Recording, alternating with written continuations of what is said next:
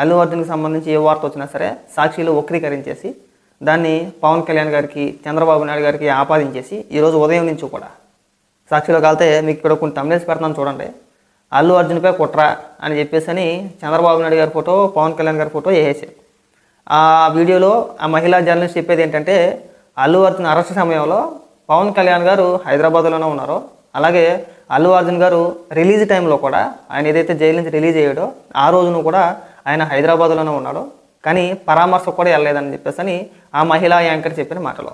వాస్తవానికి అరెస్ట్ అయిన రోజు పవన్ కళ్యాణ్ గారు, చంద్రబాబు నాయుడు గారు విజన్ 2047 డాక్యుమెంట్ రిలీజ్లో ఆ కార్యక్రమం ఏదైతే ఉందో ఆ కార్యక్రమంలో భాగంగా విజయవాడలోనే ఎక్కడ ఉన్నారు వాళ్ళిద్దరు కలిసి, ముఖ్యమంత్రి గారు, పవన్ కళ్యాణ్ గారు. కానీ మా సాక్షిలో చెప్పింది ఏంటంటే పవన్ కళ్యాణ్ గారు హైదరాబాద్లోనే ఉన్నారు కానీ పరామర్శించలేదని ఒక తప్పుడు వార్త.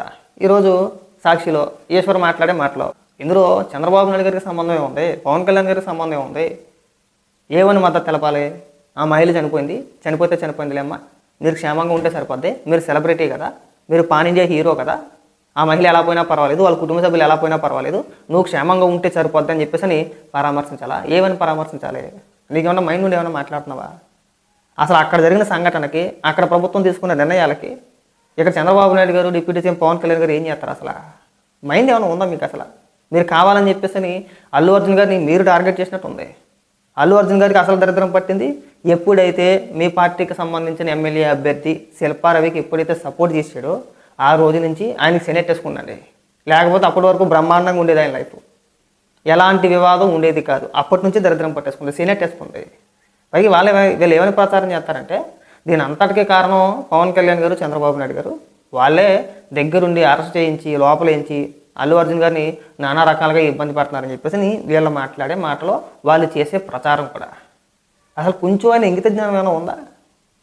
ఇప్పుడు సాక్షిలో పనిచేసి మీకు బుద్ధి లేకపోయినా ఆ సాక్షి నడిపేవాళ్ళు, ఆ యాజమాన్యం ఎవరైతే ఉన్నారో, ఆ యజమానురాలు ఎవరైతే ఉన్నారో మీకైనా సిగ్గు ఉండాలి కదా. అసలు కడుపు ఆనందంటారా, గడిదంటారా? నేను ఉదయం చూసి షాక్ అయ్యా. ఏంటి ఆ రోజున పవన్ కళ్యాణ్ గారు హైదరాబాద్లో లేరు, అల్లు అర్జున్ బయటకు వచ్చినప్పుడు కూడా హైదరాబాద్లో లేడైనా, అయినా సరే హైదరాబాద్లోనే ఉన్నారు, అయినా సరే వెళ్ళి పరామర్శించలేదు. ఇవాళ ఈయన చూస్తేనేమో ఏకంగా ఎక్కడి నుంచో కుట్ర మొదలైంది. ఒకవేళ నిజంగా ఇక్కడ చంద్రబాబు నాయుడు గారు చెప్తున్నావు, పవన్ కళ్యాణ్ గారు చెప్తున్నావు, అక్కడ రేవంత్ రెడ్డి గారు ప్రభుత్వాన్ని పరిపాలిస్తారా?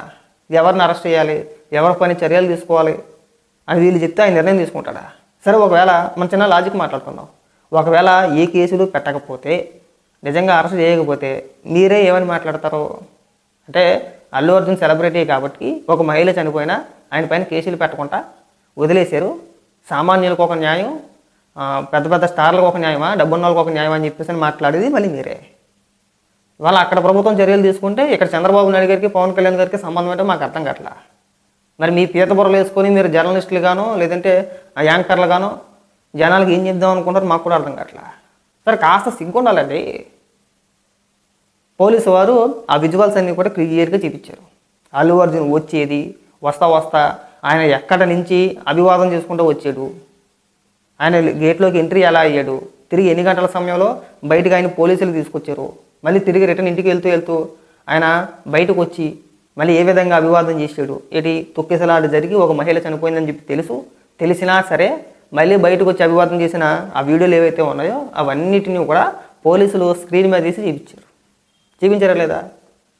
ఇందులో చంద్రబాబు నాయుడు గారికి, పవన్ కళ్యాణ్ గారికి సంబంధం ఏముంది? నీ పిచ్చితనం కాకపోతే మీరేదో అభిమానుల మీద చిచ్చిపెట్టేసి వాళ్ళని రెచ్చగొట్టేసి కావాలనే అల్లు అర్జున్ గారిని ఇక్కడ చంద్రబాబు నాయుడు గారు, పవన్ కళ్యాణ్ గారు మాట కలుపుకొని అక్కడ ఆయన వేధించేస్తున్నారు. కారణం ఏంటంటే ఆయన వైఎస్ఆర్సీపీ పార్టీకి సంబంధించిన శిల్పారావుకి సపోర్ట్ చేయడం వల్ల. మీరు తీసుకెళ్లే విధానం అదే కదా, ఎవడన్నా నమ్ముతాడా? ఏమైనా మీరు నమ్ముతారా? ఇప్పుడు మీ కుటుంబ సభ్యులు ఎవరైనా సరే అలాంటి తొక్కిసలాట్లో చనిపోతే మీరు ఎవరికి మద్దతుగా నిలబడతారో? ఖచ్చితంగా ఆ కుటుంబానికి అండగా నిలబడాలి. ఇక్కడ ఎవరు మాట్లాడేది అదే. ప్రభుత్వం చట్టపరంగా వాళ్ళు చేయాల్సింది అది. వాళ్ళు ఏవైతే చేయగలుగుతారో అన్నీ చట్టపరంగా ఏదైతే చేయాలో అవన్నీ చేసుకుంటూ వెళ్తున్నారు. దీనిపైన మనం రచ్చ చేయాల్సిన అవసరం ఏమీ లేదు. మీ నోడు వాళ్ళు తప్పితే ప్రతి విషయాన్ని తీసుకొచ్చి చంద్రబాబు నాయుడు గారికి ఆపాదించేస్తే అయిపోద్ది. ప్రజలైనా కూర్చోవాల. మాట్లాడితే అంబటి రాంబాబు ముందుకు వచ్చేస్తాడు, మాట్లాడితే మీరు ముందుకు వచ్చేస్తాడు. అరే, చనిపోయిన మహిళ ఆల్రెడీ ఒక పిల్లడు వాళ్ళకి కూడా ప్రాణాలతో పోరాడుతున్నాడు. ఎవడైనా సరే వాళ్ళ గురించి మాట్లాడుతున్నారా? మాట్లాడితే దీన్ని కూడా రాజకీయం చేసేయడం. మిమ్మల్ని అసలు ఎవరైనా మనుషులు అంటారా? ఏమన్నా మీరు అసలు మానవ జన్మేనా? సిగ్గేమని అనిపిస్తుందా? అంటే విషంగా అక్కడానికి కూడా మన ప్రచారం చేయడానికి కూడా ఒక హద్దు ఉంటుంది. మరీ మితిమీరిపోకూడదు. ప్రజలందరూ కూడా నీ ముఖాన్ని కాంట్రించి ఉమ్మేసేదాకా మనం తెచ్చేసుకోకూడదు. అల్లు అర్జున్ అరెస్ట్ అయిన కానీ నుంచి మొదలెట్టారండి. దీని వెనకాల చంద్రబాబు నాయుడు గారు కుట్ర ఉంది, పవన్ కళ్యాణ్ గారు కుట్ర ఉంది. వాళ్ళని వీళ్ళని ఎందుకు అరెస్ట్ చేయించాలి? ఏ వైసీపీ నాయకులు లేరా ఇక్కడ? కొడాల నానిని, వల్లభనేని వంశీని, ఆ రోజాని, ఆ పోసాని కృష్ణమురళిని, ఆ రాంగోపాల్ వర్మని మీరు ఎందుకు అరెస్ట్ చేయట్లేదయ్యా? మీకు చేత కావట్లా అని చెప్పేసి అని ఒక పక్కన తెలుగుదేశం కార్యకర్తలే కొంతమంది మన ట్విట్టర్లోనూ ఫేస్బుక్లోనూ చూస్తూ ఉంటాం, ప్రభుత్వాన్ని విమర్శిస్తూ ఉన్నారు. ఇంకా ఎప్పుడు అరెస్ట్ చేస్తారయ్యా? గతంలో మీరు చెప్పారు కదా అని చెప్పేసి అని. అలాంటిది ఏకంగా వీళ్ళ పలుకుబడి ఉపయోగించేసి అక్కడ అల్లు అర్జున్ అరెస్ట్ చేయించేసారా? ఒకవేళ నిజంగా అలా చేయాలనుకుంటే రాంగోపాల్ వర్మ వదిలేస్తారా? ఏమండి, రాంగోపాల్ వర్మ అరెస్ట్ చేయరు, లక్ష్మీపార్వతిని అరెస్ట్ చేయరు, పోసాని కృష్ణమురళిని అరెస్ట్ చేయరు. ప్రభుత్వం క్లియర్గా చెప్తుంది, మేము కక్ష సాధింపు చర్యలకి మేము వెళ్ళదలుచుకోలేదు. మా టార్గెట్ ఒకటే, రాష్ట్రాన్ని అభివృద్ధి పథంలో నడిపించాలి, రాష్ట్రాన్ని ముందుకు తీసుకెళ్ళాలి, పరిశ్రమలు తీసుకురావాలి, పెట్టుబడులు తీసుకురావాలి, రాష్ట్రంలో ఉన్న నిరుద్యోగ యువతకి ఉపాధి కల్పించాలి, వాళ్ళ జీవితాలు బాగుపడేలాగా ప్రభుత్వం చర్యలు తీసుకోవాలి. ఆ బాధ్యత మన పైన ఉంది.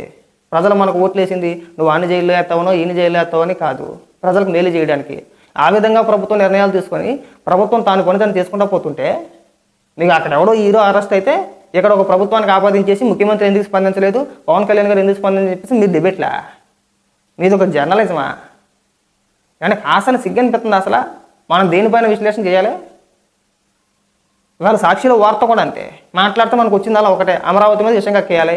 మీరు చేసే డిబేట్లు అమరావతి మీద విషయం కక్కేయాలి, జగన్మోహన్ రెడ్డి భజన చేసేయాలి, కొంతమంది పకుడికని తీసుకొచ్చి అక్కడ కూర్చోబెట్టేయాలి, జగన్మోహన్ రెడ్డి వీరుడు ధీరుడు అని చెప్పేసి అక్కడ భజన చేయించేసుకోవాలి. అమరావతికి 60,000 కోట్ల రూపాయలు ఖర్చు అని చెప్పేసి మీరే కొన్ని పేపర్లు తీసుకొచ్చి ఇక్కడ మనకు ఇష్టం వచ్చిన సొల్లంతా ఇక్కడ చెప్పేయాలి అని తెలిసిన మీరు ఇదే మీ సాక్షి పేపర్కి, సాక్షి పత్రికకి నెలకి 200 రూపాయలు, వాలంటీర్లకి, సచివాలయ సిబ్బందికి దాదాపు 2,60,000 మందికి నెలకి 200 రూపాయల చొప్పున కేటాయించేశారు. కేవలం సాక్షి పేపర్ కొనడానికి, వేరే దానికి ఏమీ కాదు, సాక్షి పేపర్ కొనడానికి. 2,60,000 మంది ఇంటూ 200 లెక్కేసుకుంటే 5,20,00,000. ఆ 20 లక్షలు పక్కన పెట్టేయండి, దాదాపు నెలకి 5 కోట్ల రూపాయలు సాక్షి పత్రికకి కట్టబెట్టేసాడు. మళ్ళీ యాడ్లు వేరే, ప్రకటనలు వేరే. నువ్వు సిద్ధం సభ పెట్టుకున్నా, ఏ సభ పెట్టుకున్నా మళ్ళీ ముఖ్యమంత్రి గారికి భజన చేసుకుంటా, మన పెద్ద పెద్ద హోర్డింగ్లు, పెద్ద పెద్ద ప్రకటనలు అవన్నీ వేరే, ఆ దోపిడీ వేరే. మళ్ళీ కేవలం సాక్షి పేపర్ కొనడానికి ఈ 5 ఏళ్లలో తినేసింది 300 కోట్ల రూపాయలు. ఏమంటే వాటి గురించి ఎవరైనా మాట్లాడుతున్నాడా? మనం మాట్లాడితే అమరావతి మీద విషయం కక్కేయాలి. ఏంట్రా అంటే అదంతే.